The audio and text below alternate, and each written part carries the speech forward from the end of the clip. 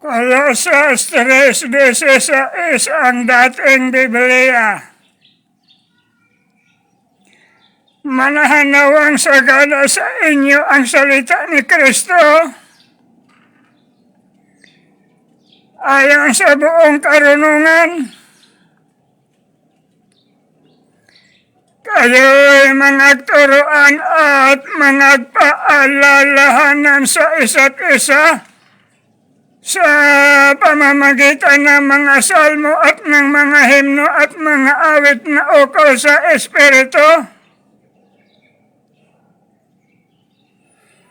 na magsiawit kayong may biyaya sa inyong puso sa Diyos.